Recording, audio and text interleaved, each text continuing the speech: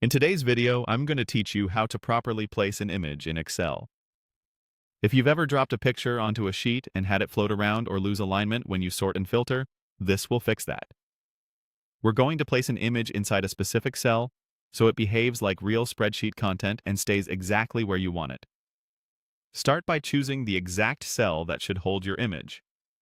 Before inserting anything, give that cell enough room. Widen the column by dragging the boundary on the column header, and, if needed, increase the row height the same way. Think about the final size you want the image to appear. Setting the cell close to that size now will save you adjustments later. If you prefer precise control, you can use the Home tab's format options to type an exact column width or row height. Zooming in a bit can also make it easier to judge spacing and alignment. With the cell prepared and selected, go to the Insert tab on the ribbon.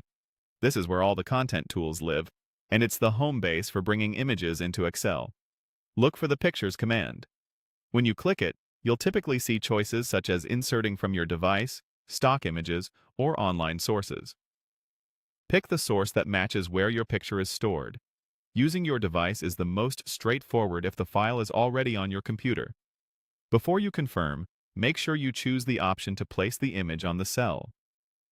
In modern Excel, this is different from simply dropping a picture over cells. Placing it on the cell embeds the image into the cell itself.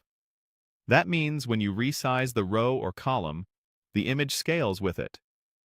When you sort, filter, or move the row, the picture travels with the cell, staying perfectly aligned. It's the best way to keep your layout clean and your data dependable. Now select your photo in the file picker and confirm with Insert or Open. Excel will place the image directly into the cell you selected and scale it to fit. If it's a bit tight or too roomy, adjust the column width and row height rather than dragging the image. This keeps the picture anchored and preserves its crisp proportions. You can use the arrow keys to navigate to nearby cells and repeat the process for additional images. That's it. Your image is now properly placed in a cell, ready to sort, filter, and print without drifting out of position.